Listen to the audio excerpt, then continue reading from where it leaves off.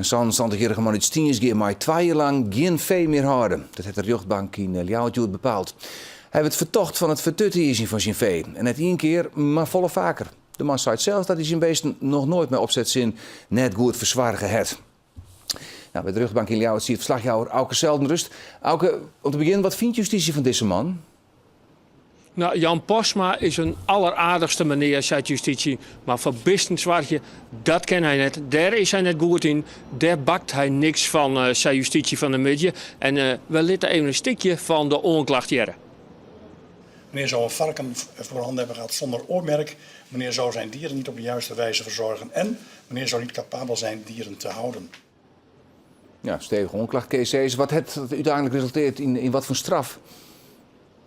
Nou, de rechter het zijn van, ja, ik wil wel dat je nou net mij opzet zin, net goed voor die businesswaardigheid, maar je verdient toch een straf. En hij krijgt 150 uur een werkstraf, voorwaardelijk, maar dan mag hij 2 jaar lang geen besten houden. En dan hebben we het over grote besten als hinders en hoen en geiten, want het blijkt niet dat hij daar net goed voor zwaardig kent. Ja, kun je de situaties omschreeuwen daar in Stiensgeer? Wat wie het inderdaad een bende?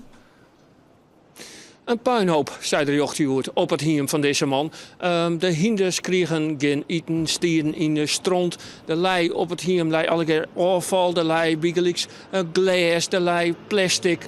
Terug het voer heen, er weer een hangbuikswintje. Dat kreeg geen eten, dat kreeg geen wetter. Dus ja, dat zegt er alle keer net goed uit. Nou ja, we zorgen de beelden, dat valt haast net te ontkennen, lijkt het me. Nee, en hij ontkent het echt net helemaal, maar hij zei het wel van ja, ik ben verhuizen van de Tiller naar Stiensgeer. Toen is het misgegaan, toen kwamen de controleurs zoals alle dagen, die ziet hem op de hoed. En eigenlijk kon hij het toen net meer aan. Nou is het opmerkelijk aan deze zaak dat deze meneer, mijn naam en mijn gezicht op televisie verschijnt, dat hij oors eigenlijk nooit, hè? Nee, dat doen wij nooit. De vertochten komen net in beeld. In dit geval is er sprake van een uitzondering. De man het al op tv geweest bij een documentaire voor Omroep Friesland. En zei, ik heb er geen probleem mee. En we laten even een stukje van die documentaire zien. Een hinder is, zoals dan spreken we iedereen al, hè? Een vrouw en een pauw en een paard zijn de schoonste schepselen op aarde. Nou, en dat is jouw idee.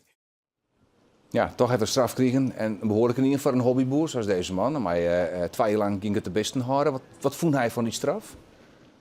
Nou ja, dat vindt hij eigenlijk het slimste. Want hij zei, mijn besten, dat is mijn passie. Jij krijgt dat in dat quoteje. Hij houdt van zijn hinders, hij houdt van zijn vee. Maar het lijkt erop dat hij de komende 2 jaar daar zonder mat. Oké, Auke Zeldenrust bij de rechtbank in Ljouwert. Dank u wel voor dit moment.